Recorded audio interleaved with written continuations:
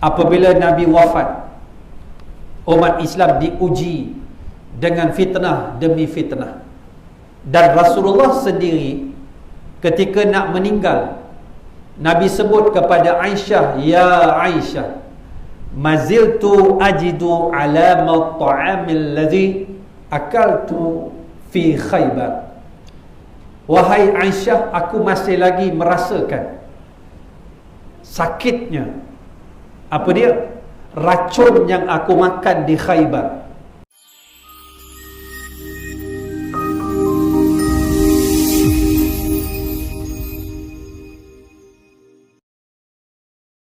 Dan Allah Subhanahu wa taala menyebut di dalam surah An-Nur bahawa sesungguhnya orang yang suka kekejian, fitnah, pembohongan menimpa orang yang beriman, Allah sebut dua balasan. Yang pertama Allah kata lahum azabun alimun fid dunya. Orang ini balasannya di dunia Allah beri azab yang pedih. Hebatnya benda yang namanya mulut, Allah Subhanahu wa taala meletakkan satu kategori jenayah namanya hudud. Bila sebut hudud, kategori jenayah yang paling atas, kedua qisas, hukum balas, ketiga paling rendah dipanggil ta'zir. Kenapa dipanggil hudud hadal waudal? Tilka hududullah. Yang demikian itu merupakan hudud Allah. Apa tu hudud? Sempadan. Haddun, hudud maksudnya border, sempadan Allah, jangan langgar.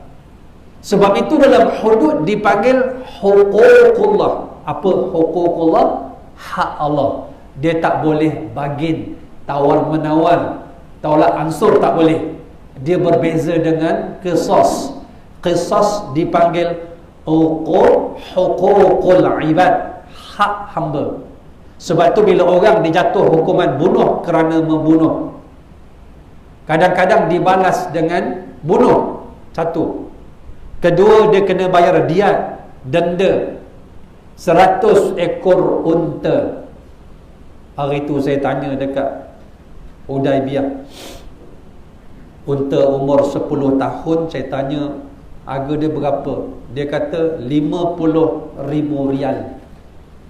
Kalau 100 ekor, itulah nilai unta. Kalau membunuh, dia kena bayar diat 100 ekor unta. Yang ketiga, dia dimaafkan oleh waris si mati. Sebab itu kalau waris kata tak payahlah, saya ampunkan, maka orang ini Allah bina mahligai yang cukup tinggi dan besar dalam syurga Allah Subhanahu wa ta'ala. Kenapa kita ada bunuh, denda dan ampun? Kerana hukum qisas dia panggil huququl ibad, hak manusia. Hudud, hak Allah.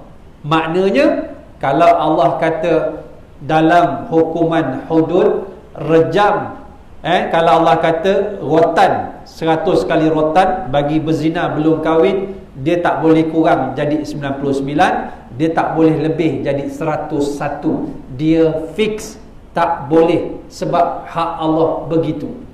Kalau Allah kata yang mencuri potong tangan, lalu itulah hukuman bagi mencuri, dia tak boleh buat benda yang lain. Sehingga kan termasuk dalam kategori hudud, benda yang melibatkan lidah yang tidak bertulang. Walladzina yarmunal mussanati thumma lam ya'tu bi arba'ati syuhada. Orang yang menuduh orang berzina tak bawa 4 orang saksi, maka apa dia punya hukuman? Thamanina jaldatan, disebat 80 kali sebatan. Dia masuk dalam kategori hudud, iaitu qazaf, tuduh orang tanpa bawa saksi, 80 sebatan. Maksudnya hukuman di dunia dia kena sebat. Dan kedua, Allah sebut wal akhirah. Maksudnya hukuman akhirat, azab yang maha pedih. Dalam keadaan ini Allah menyebut la yadkhulul jannata. Nabi menyebut dalam sepotong hadis, Nabi menyebut, hadis Nabi daripada Huzaifah radhiyallahu anhu, la yadkhulul jannata namam.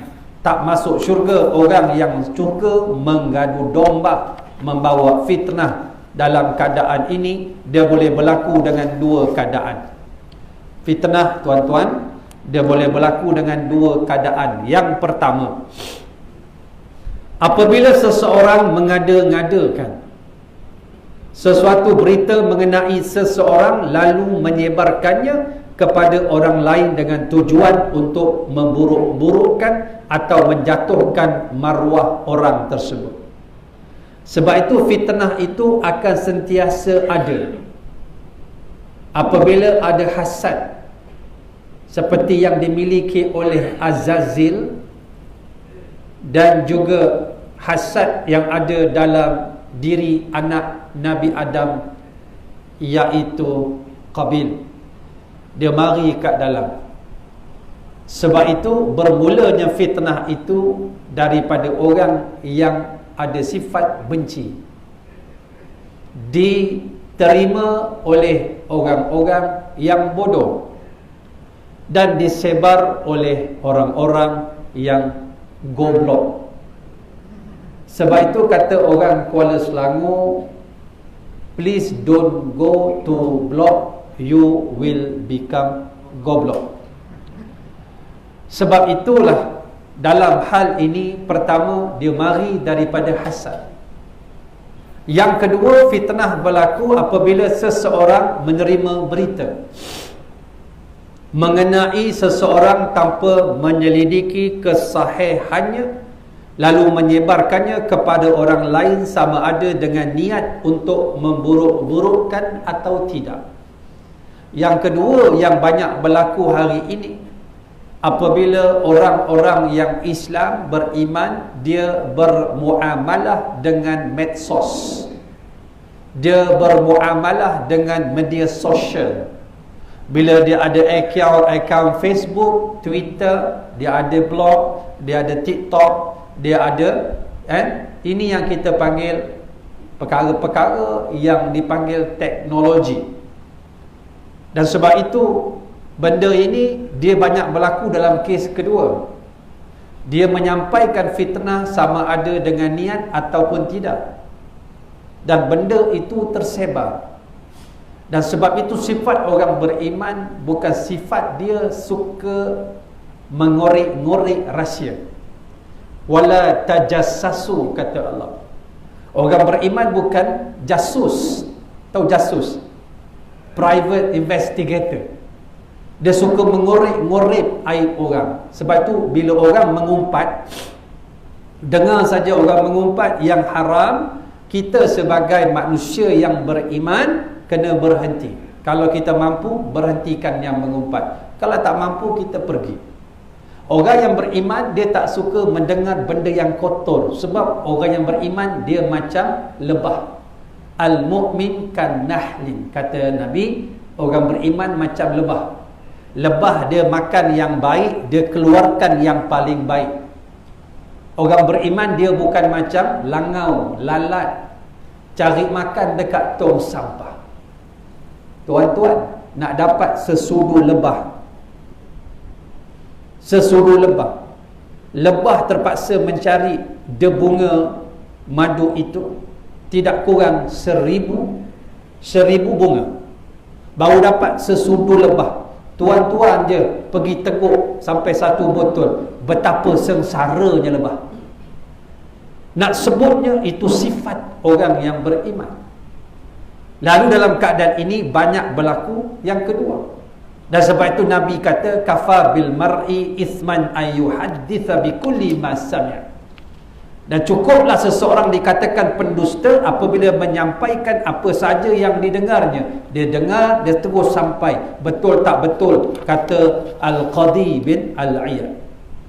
Dan fitnah ini disebutkan oleh Nabi, tujuan dia apa dia? untuk memecah belahkan umat Islam. Tafriqul muslimin wal Islam. Maknanya ini sifat yang dimainkan oleh syaitan. Surah Al-Maidah ayat 91. Allah menyebut innama yuridu syaitan ayyuqi'a bainakumul adawata wal baghdha. Dan sesungguhnya syaitan itu dia suka untuk apa? Menimbulkan permusuhan, kebencian kepada sesama kita, umat Islam, orang yang beriman. Syaitan tak suka orang Islam bersatu padu. Syaitan tak suka orang Islam dia jadi satu, jadi kuat, lalu dia taburkan fitnah, senjata yang paling ampuh. Dan sebab itu Nabi kata, Nabi sebut dalam sepotong hadis, al-fitnatu na'imatun la'anallahu man ayqazaha. Fitnah itu sedang tidur. Sebab tu ada pepatah Melayu menyebut api di dalam sekam. Fitnah ini sifat dia panas. Kalau dia tak nampak, dia juga tetap panas, cuma dia membakar dari dalam. Kalau kita merujuk kepada sejarah apa yang berlaku kepada umat Islam, merupakan sejarah yang kadang-kadang boleh kita sebut ditulis dengan darah. Betapa kejamnya umat Islam dipermainkan akibat daripada fitnah. Dan antaranya yang berlaku kepada khalifah yang empat, apabila kita lihat rentetan daripada kewafatan Nabi. Apabila Nabi wafat, umat Islam diuji dengan fitnah demi fitnah. Dan Rasulullah sendiri ketika nak meninggal, Nabi sebut kepada Aisyah, ya Aisyah, maziltu ajidu alama ta'amil ladzi akaltu fi Khaybar. Wahai Aisyah, aku masih lagi merasakan sakitnya apa dia? Racun yang aku makan di Khaybar. Pada tahun 6 Hijrah, Nabi makan kambing dihidangkan oleh seorang Yahudi bernama Zainab. Kambing itu diletakkan racun yang paling berbisa. Nabi ambil daging tu, Nabi makan. Nabi kecap sikit, daging tu bercakap, ya Rasulullah, la takulni fa inni masmumun. Wahai Rasulullah, jangan makan aku beracun. Nabi buang.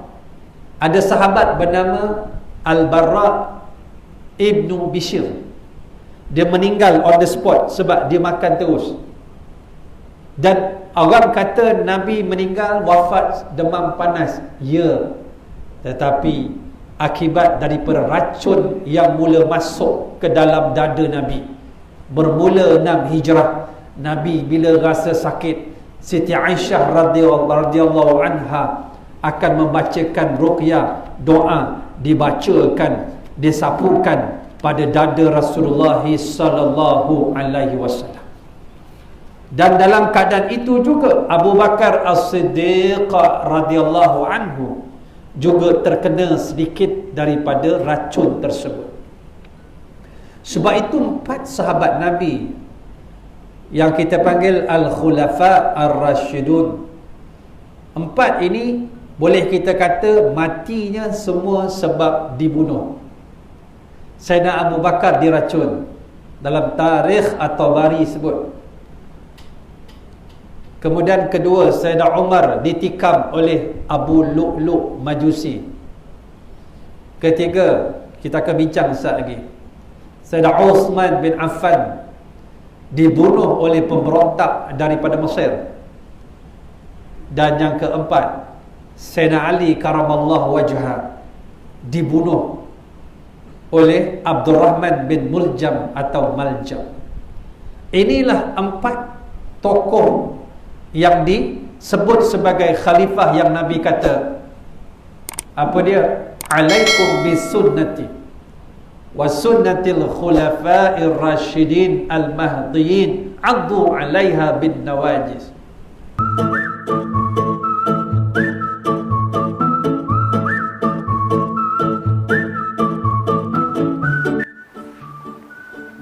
kasih kepada semua para penyumbang. Syukran jazilan katsira. Jazakallahu khairal jaza. Minumlah Tanwir Koko terbaik.